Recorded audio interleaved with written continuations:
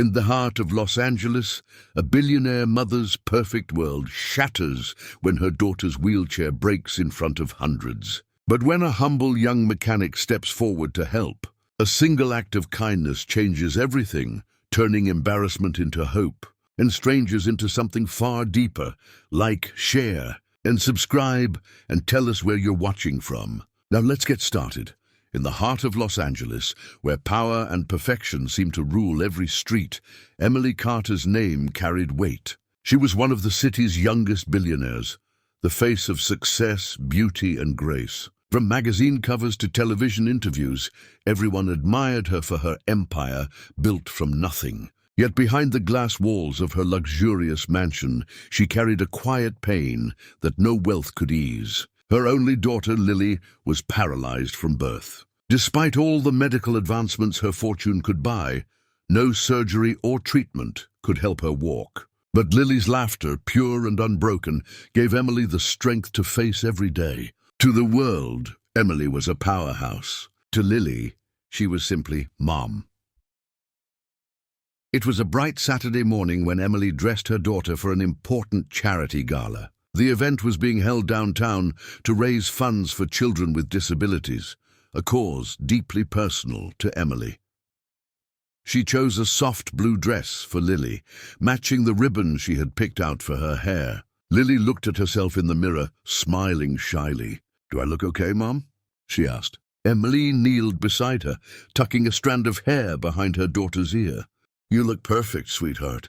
Just perfect." They left the mansion in a sleek black car, the Los Angeles sun painting gold across the city skyline. By noon, the grand ballroom was alive with chatter, music, and flashes of cameras. The chandeliers shimmered, and the room buzzed with the presence of elite guests, business icons, and media representatives. Emily, wearing an elegant white gown, was the star of the evening. She greeted donors and spoke passionately about her foundation's mission, to build a world more accessible for children like her daughter. Lily sat near the front, smiling proudly, waving at her mother from her custom-built electric wheelchair.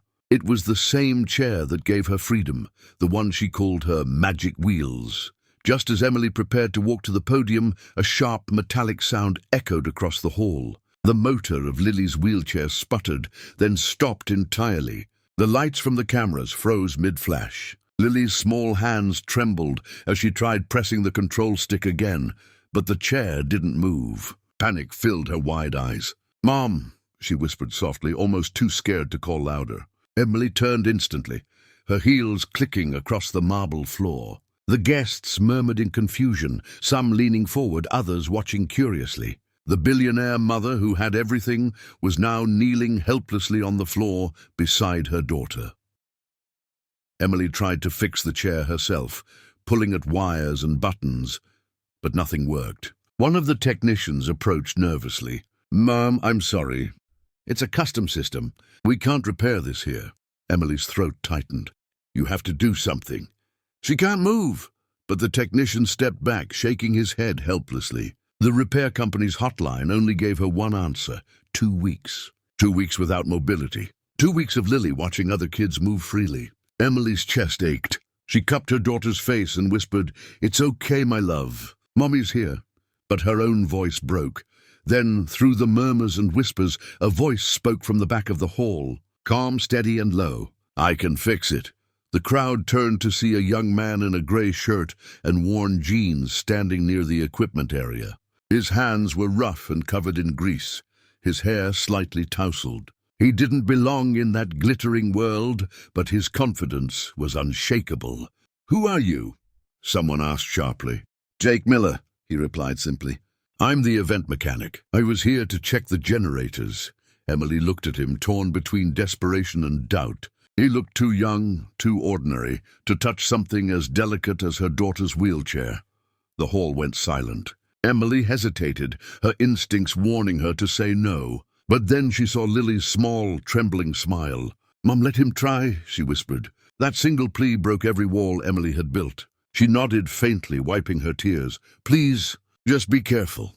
Jake nodded once, moving toward the chair. He crouched beside it, examining the broken wheel and loose connectors with a focus that silenced the entire room. His hands moved quickly but gently, like a craftsman who understood not just machines, but the people who relied on them. He found the problem, a damaged wire inside the motor housing.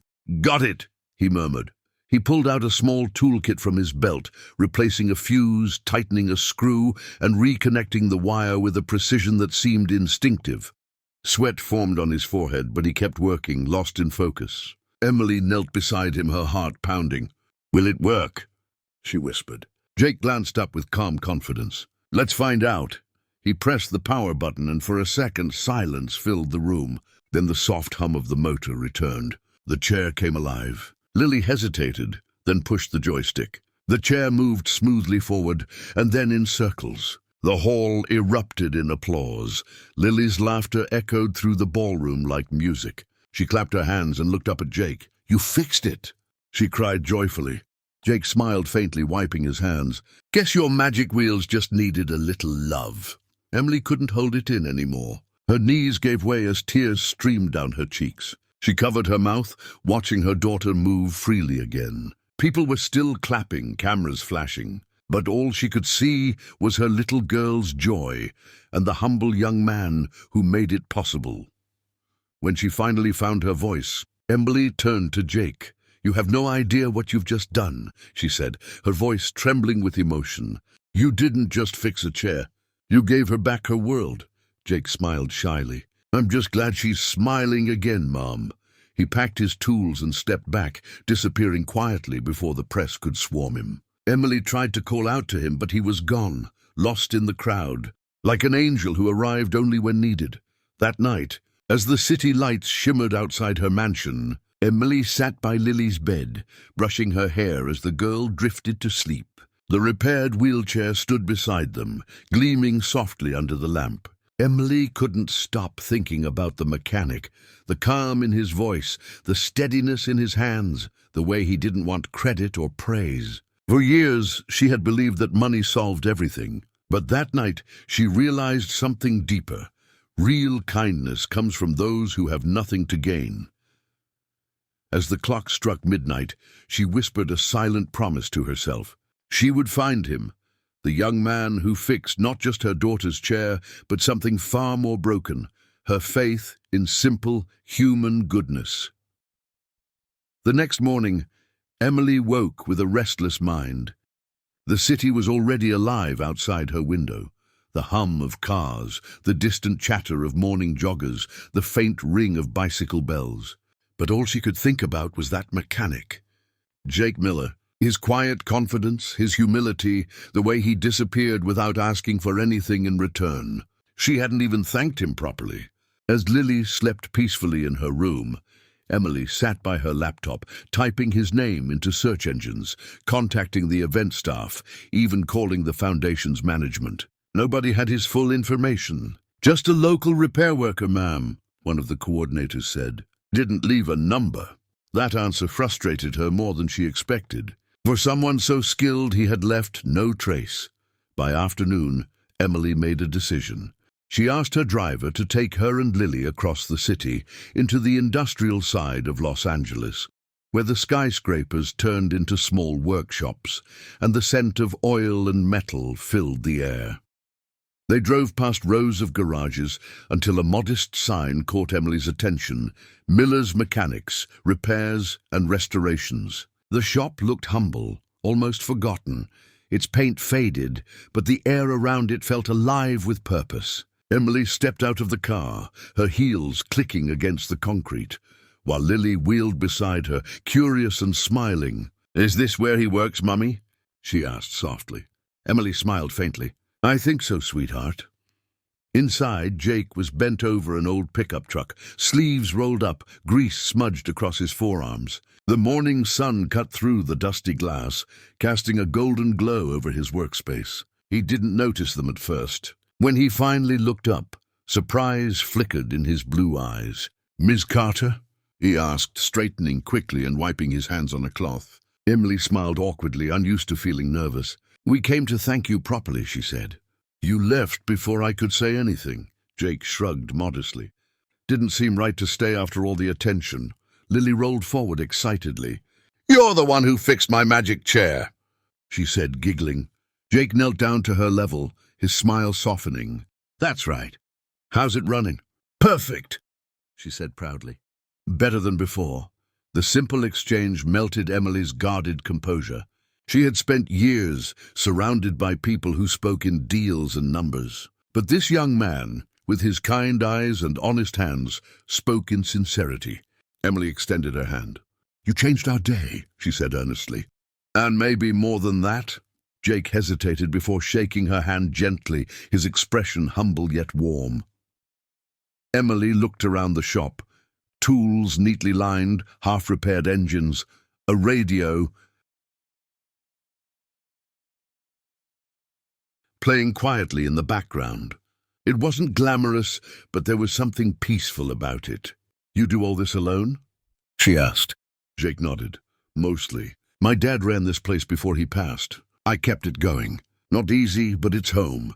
His words carried quiet pride. Emily glanced at Lily, who was watching an old car lift rise smoothly into the air, eyes wide with wonder. "It's like magic," Lily said.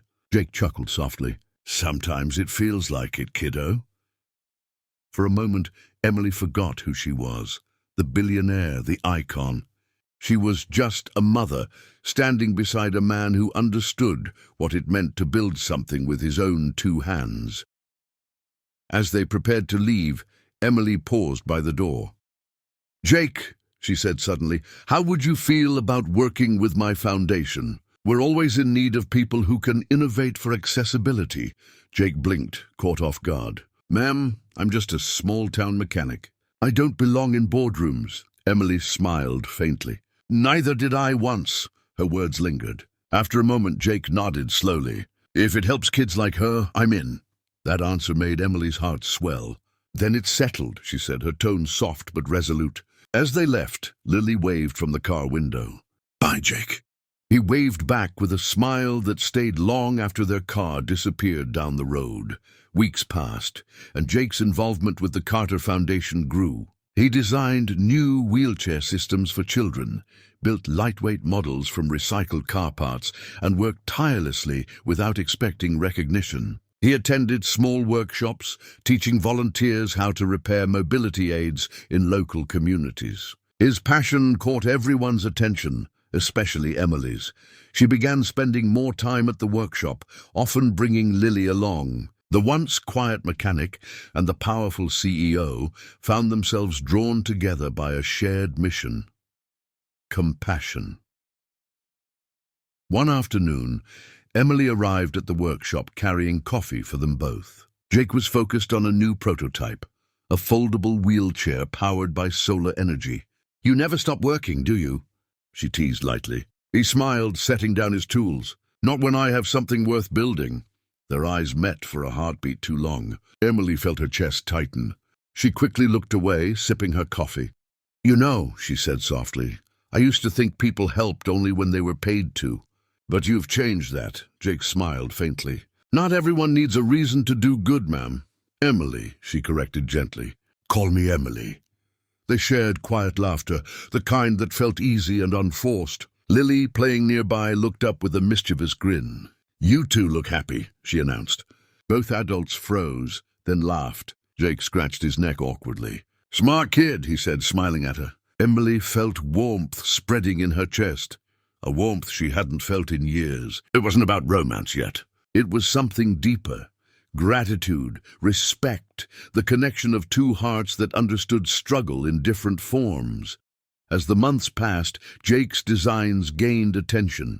Media outlets began highlighting the Foundation's new Mobility for All initiative. But unlike before, Emily didn't stand alone in the spotlight.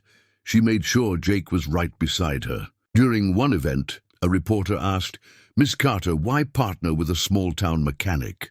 Emily smiled gracefully. "Because sometimes the biggest hearts come from the smallest garages." The audience applauded, but Jake stood silently beside her, humbled and deeply moved. That evening, after the crowd dispersed, Emily found him outside, looking at the city lights. "You're not used to all this attention, are you?" she asked. He chuckled softly. Not really. I fix things, not stand on stages. Emily stepped closer, her voice low. Maybe that's why you belong here. For a long moment, neither spoke. The night air carried a quiet peace between them, a growing trust that words couldn't define. When Emily returned home that night, Lily was waiting, already in her pajamas. Did you see Jake today? She asked sleepily. Emily smiled, brushing her hair. I did. He's a hero, Lily murmured before closing her eyes. Emily sat beside her daughter, thinking about how much had changed, all because one humble mechanic had said, I can fix it.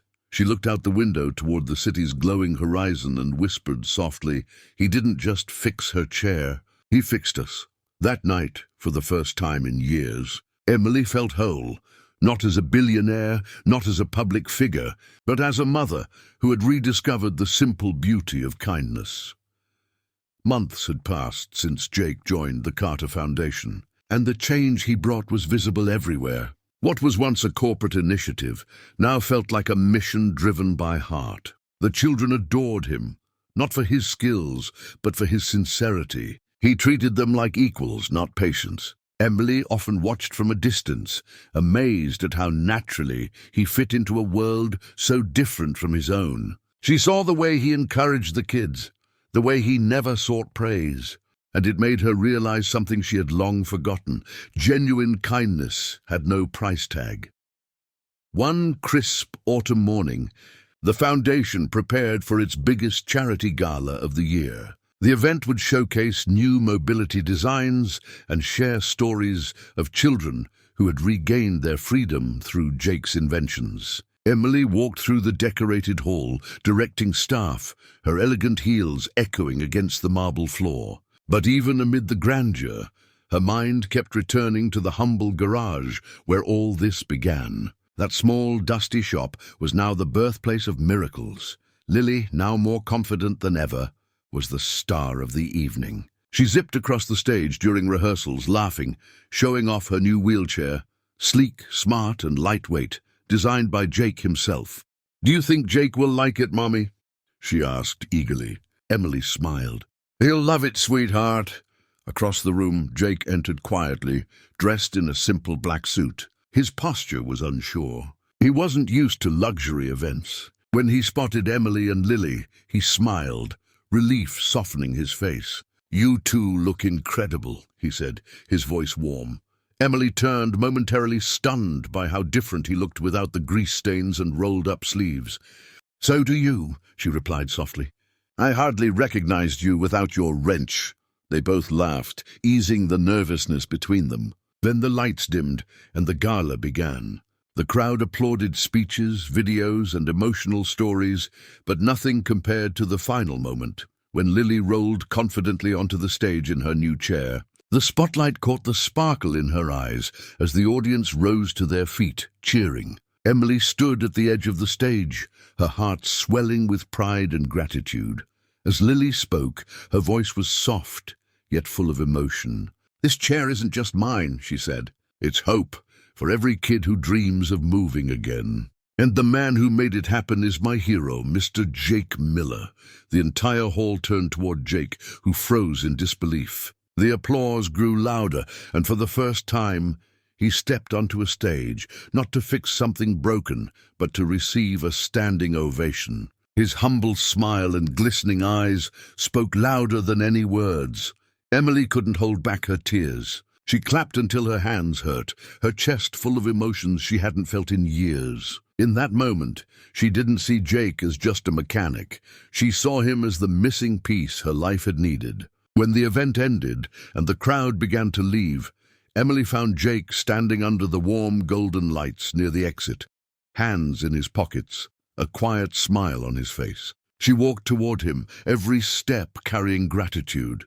You didn't just fix her chair, she whispered, voice trembling. You fixed us. Jake looked down, emotion flickering in his eyes. You and Lily did that yourselves, he replied softly. I just helped a little.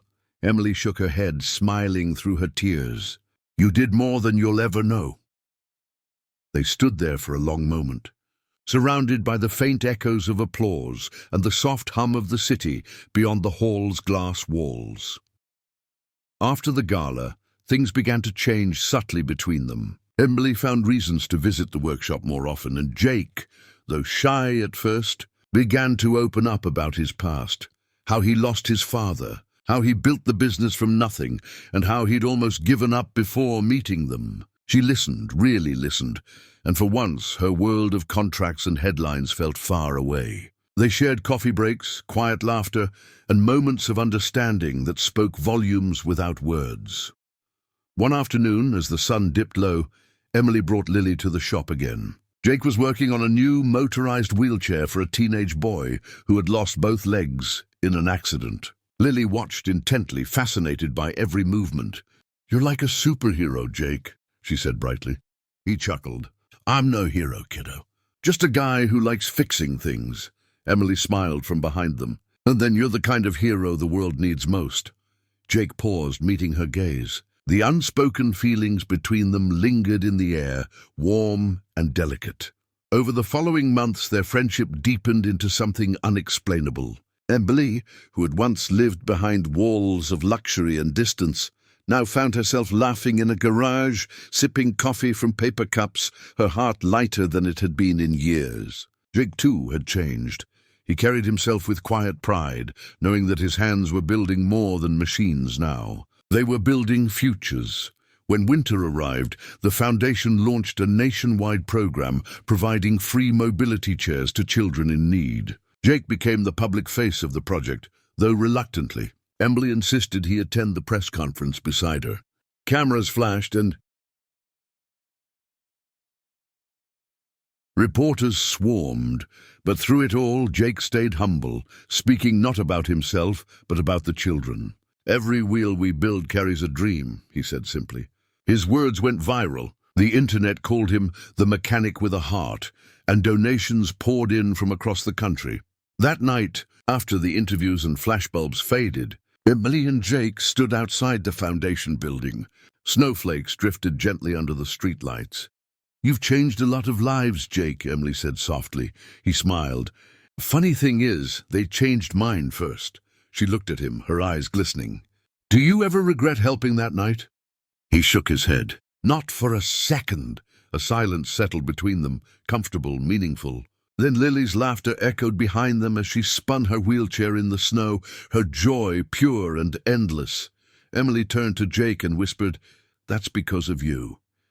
He looked at Lily, then back at her. "No," he said quietly. "That's because of love, yours and hers." Emily felt tears well again, but this time they were happy tears. The kind that cleanse rather than ache. As the city lights glowed in the distance and the snow fell softly around them, Emily reached out and held Jake's hand, not as a billionaire, not as a client, but as someone who had finally found a piece of her heart she didn't know was missing. And in that still moment, they both realized something beautiful. Kindness doesn't just fix broken things. It heals broken people. The next morning, sunlight filled the workshop once again. Laughter echoed through its walls. Hammers clinked rhythmically, and for the first time in a long time, everything felt right. Because sometimes all it takes is one act of kindness, one person willing to care, to change the course of an entire life. And for Emily, Lily, and Jake, that one act had become a lifetime of hope.